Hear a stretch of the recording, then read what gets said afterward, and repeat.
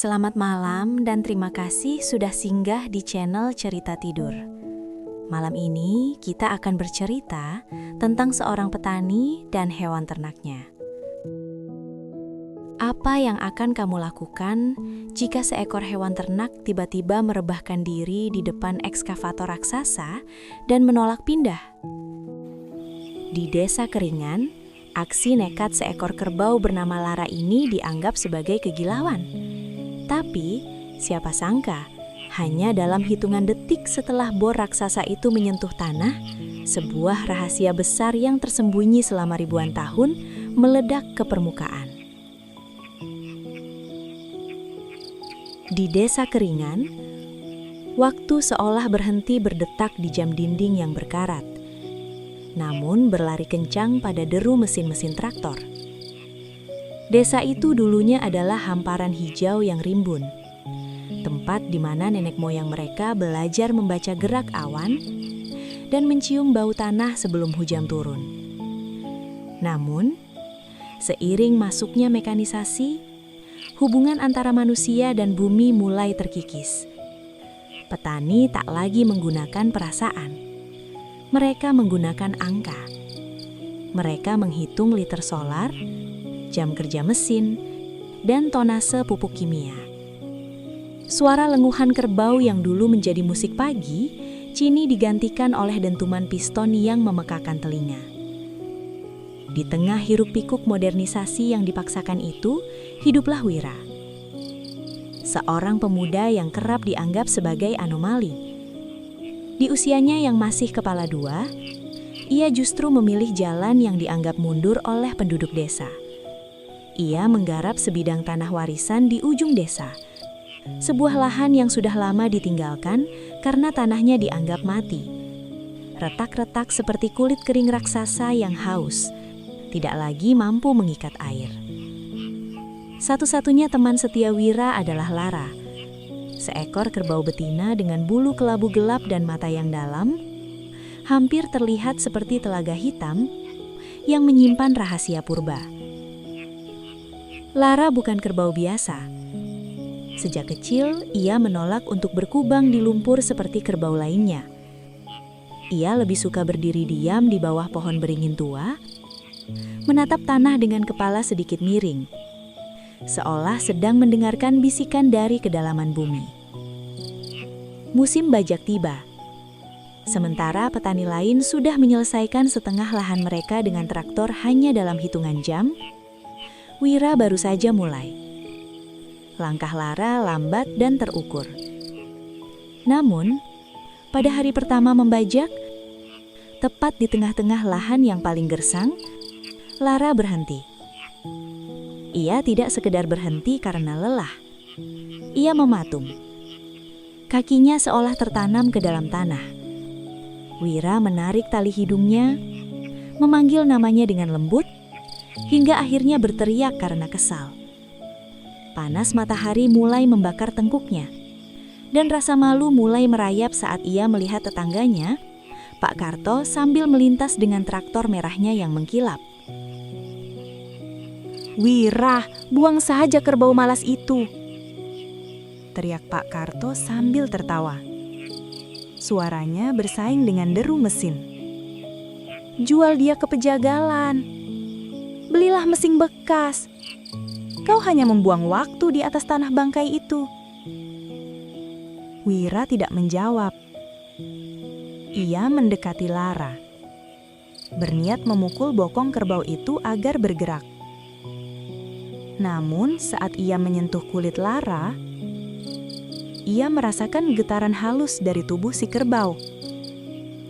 Mata Lara tidak menatap ke depan, melainkan tertuju pada satu titik tanah yang tampak biasa saja, kering dan penuh retakan. Rasa penasaran mengalahkan amarahnya. Wira mengambil cangkul dan mulai menggali di titik yang ditunjuk oleh tatapan Lara. Satu cangkulan, dua cangkulan, tanah itu masih keras. Namun pada cangkulan kelima, cangkulnya terasa menghantam sesuatu yang berbeda. Di kedalaman 30 cm, ia menemukan lapisan tanah hitam yang dingin dan lembab. Itu adalah sisa-sisa aliran air bawah tanah yang terjepit di antara lapisan lempung. Sebuah jalur air kuno yang sudah lama tertutup oleh debu dan sedimentasi bertahun-tahun. Wira menyadari sesuatu yang krusial. Jika ia memaksakan membajak lurus sesuai standar pertanian modern, ia akan menghancurkan dinding lempung yang menahan kelembapan tersebut. Air itu akan menguap atau merembes ke tempat yang salah. Mengikuti instruksi bisu lara, Wira mulai membajak dengan pola yang aneh. Ia tidak membuat garis lurus yang rapi. Ia meliuk, berbelok tajam, dan memutar. Dari kejauhan, sawahnya tampak seperti coretan anak kecil yang sedang belajar memegang pensil. Penduduk desa menggelengkan kepala. Mereka yakin Wira sudah gila karena terlalu lama terpapar matahari. Namun, ketika hujan pertama turun, keajaiban terjadi.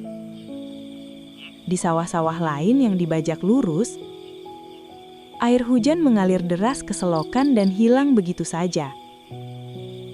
Namun di sawah Wira, pola-pola meliuk itu berfungsi sebagai bendungan kecil yang menangkap setiap tetes air, mengarahkannya langsung ke urat-urat lembab yang ditemukan Lara. Dalam waktu singkat, sawah yang tadinya dianggap mati itu mulai menumbuhkan tunas-tunas hijau yang lebih kuat dari milik siapapun di desa itu. Ketenangan Desa Keringan terusik ketika sebuah iring-iringan mobil mewah masuk ke balai desa.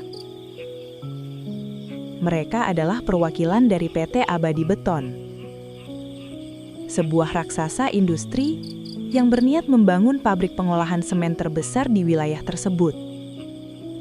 Proyek ini dijanjikan sebagai pintu gerbang kemakmuran. Pemuda desa akan bekerja sebagai buruh. Dan uang ganti rugi lahan akan membuat petani bisa membeli mobil. Pimpinan proyeknya adalah Baskoro, seorang pria progresif yang percaya bahwa alam hanyalah variabel yang harus ditundukkan oleh data. Kami tidak akan menghancurkan desa kalian, ujar Baskoro dalam rapat warga. Kami hanya akan menggunakan lahan perbukitan di hulu yang tidak produktif itu sebagai fondasi menara utama kami. Hampir semua warga setuju. Siapa yang tidak mau uang? Namun Wira hanya terdiam di pojok ruangan. Ia teringat bagaimana Lara sering menatap ke arah perbukitan itu dengan gelisah setiap kali angin berhembus dari sana. Beberapa hari kemudian, tim survei geologi mulai bekerja. Mereka membawa sensor seismik, bor listrik, dan tablet yang terhubung ke satelit. Baskoro berdiri di puncak bukit, menunjuk ke sebuah lahan luas yang tampak kering kerontang. Di sini, katanya. Sensor kami menunjukkan bahwa tanah di bawah sini adalah batuan solid. Sangat stabil untuk menahan ribuan ton beton. Wira datang ke lokasi itu membawa Lara. Ia ingin membuktikan sesuatu, meski ia sendiri tidak tahu apa. Begitu Lara sampai di titik yang ditunjuk Baskoro, kerbau itu mulai menunjukkan perilaku yang sangat aneh. Ia mengais-ngais tanah dengan kakinya secara liar, lalu mengeluarkan suara lenguhan yang panjang dan memilukan, seolah-olah ia sedang merasakan sakit yang luar biasa. Bawa pergi hewan kotor itu dari sini, bentak Baskoro. Dia merusak lokasi survei. Tunggu, Pak, sahut Wira tenang. Kerbau ini mencoba memberitahu sesuatu. Tanah ini tidak solid. Ada rongga besar di bawah sini. Kamu pikir insting hewan lebih akurat dari alat seharga miliaran rupiah ini? Sensor kami menunjukkan kepadatan batuan 98%. pergi dari sini sebelum saya panggil keamanan. Konstruksi dimulai. Ekskavator raksasa dan mesin pemancang pasak bumi mulai didatangkan. Suara dentuman itu terasa hingga ke ulu hati para penduduk. Wira tidak menyerah. Setiap hari ia berdiri di perbatasan lahan konstruksi, mengamati. Puncaknya terjadi pada suatu Selasa pagi yang mendung. PT Abadi Beton bersiap untuk menanam pasak bumi pertama di titik utama yang diklaim sebagai batu solid. Saat mesin raksasa itu mulai menderu, bersiap untuk menghujamkan tiang baja ke dalam bumi, Lara tiba-tiba melepaskan diri dari ikatan Wira. Kerbau betina itu berlari dengan kecepatan yang tak terduga, menerobos garis pengamanan dan berdiri tepat di bawah mata bor raksasa yang sedang turun perlahan. Berhenti! Matikan mesinnya! Teriak Wira panik. Operator mesin ragu-ragu. Namun Baskoro yang berdiri di menara pemantau berteriak melalui walkie-talkie. Jangan berhenti! Itu hanya hewan bodoh. Dia akan menyingkir sendiri jika mesinnya mendekat. Lara tidak menyingkir. Ia justru merebahkan tubuhnya yang besar tepat di atas titik pengeboran. Ia menutup mata, meletakkan kepalanya di atas tanah, seolah sedang memeluk bumi untuk terakhir kalinya. Para pekerja tertegun. Keheningan yang mencekam menyelimuti lokasi proyek. Keberanian kerbau itu menciptakan aura yang membuat siapapun yang memiliki hati nurani merasa bergidik. Karena tekanan dari kerumunan warga yang mulai berkumpul untuk melihat aksi nekat itu, Baskoro terpaksa turun. Baik, jika kau ingin kerbaumu mati, silahkan. Tapi kita akan geser titiknya 2 meter ke samping. Itu tidak akan mengubah apapun. Ujarnya geram. Mesin digeser sedikit. Mata bor mulai menghujam tanah dengan kekuatan penuh. Dum! Dum! Dum! Pada hantaman ke-10, suara yang keluar bukan lagi dentuman batu yang pecah, melainkan suara krak yang sangat dalam, diikuti oleh suara gemuruh seperti guntur dari dalam tanah. Tiba-tiba, tanah di bawah mesin ekskavator itu amblas. Bukan hanya amblas, bumi seolah menelan mesin-mesin itu. Sebuah lubang raksasa atau sinkhole tercipta dalam hitungan detik. Air bercampur lumpur menyembur keluar dengan tekanan tinggi, setinggi 10 meter. Baskoro jatuh terduduk. Wajahnya pucat pasi. Data satelitnya salah. Di bawah lapisan batuan tipis itu ternyata terdapat sebuah akuifer.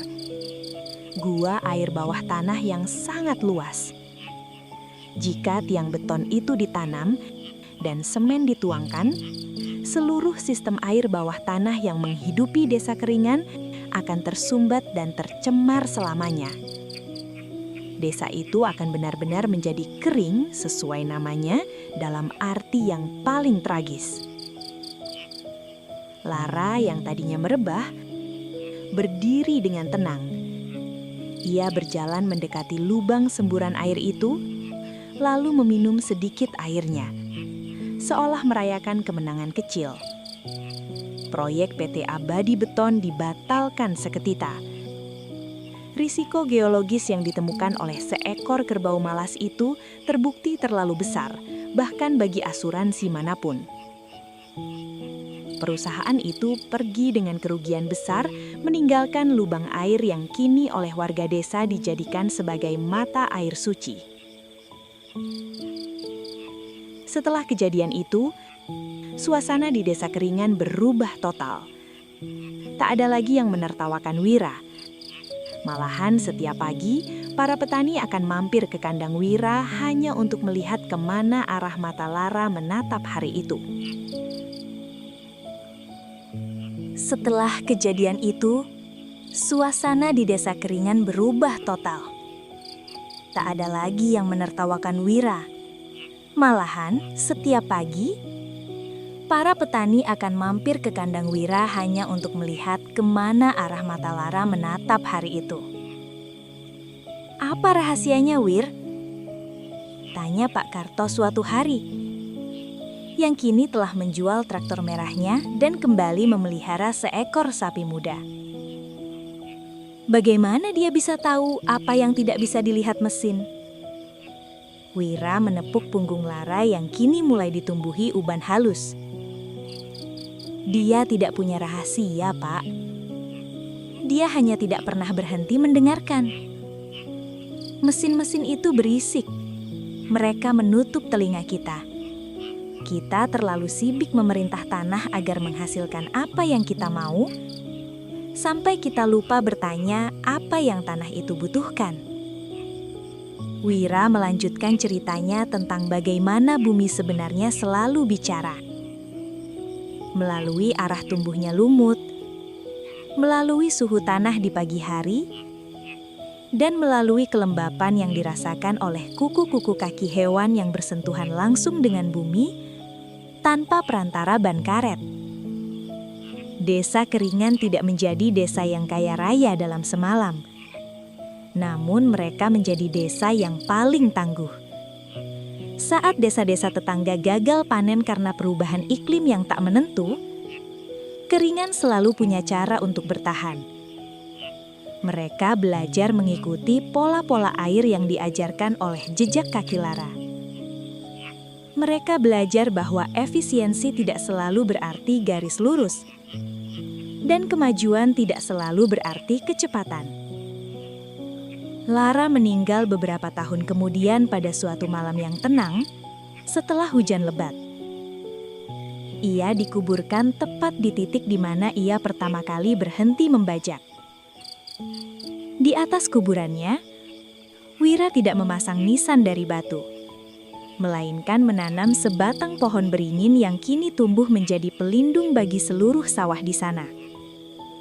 Hingga hari ini, jika Anda berkunjung ke desa itu, Anda masih akan melihat para petani muda yang sering berhenti di tengah sawah, memejamkan mata dan membiarkan kaki telanjang mereka merasakan denyut di bawah sana. Mereka tidak lagi hanya sekedar bertani. Mereka sedang membaca. Karena di Desa Keringan, mereka akhirnya mengerti. Yang paling tahu arah bukanlah yang paling canggih, melainkan yang paling lama mencintai dan mendengarkan bumi.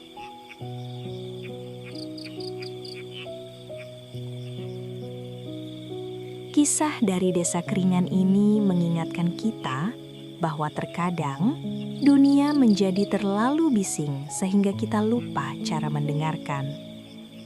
Kita seringkali berlari mengejar apa yang kita sebut sebagai kemajuan. Namun tanpa sadar, kita justru menginjak-injak kehidupan yang menyokong kita. Lara hanyalah seekor kerbau, namun ia memiliki sesuatu yang sering kali hilang dari manusia modern. Kesabaran untuk tetap terhubung. Malam ini sebelum Anda memejamkan mata, bayangkanlah tanah di bawah tempat tidur Anda. Bayangkan akar-akar pohon yang bekerja dalam diam. Air yang mengalir di lorong-lorong gelap bawah tanah, dan denyut bumi yang tak pernah berhenti berdetak. Mungkin kita tidak perlu menjadi secanggih mesin untuk menemukan kebahagiaan. Kita hanya perlu sesekali berhenti, diam, dan kembali mendengarkan bisikan alam di sekitar kita. Semoga mimpi Anda malam ini membawa Anda ke hamparan sawah yang hijau, di mana angin berembus lejuk dan segala kegelisahan larut bersama aliran air yang jernih. Terima kasih telah menemani perjalanan cerita malam ini. Tetaplah menjadi pribadi yang peka dan jangan lupa untuk selalu mencintai bumi yang kita pijak. Selamat malam, selamat beristirahat, dan sampai jumpa di cerita berikutnya.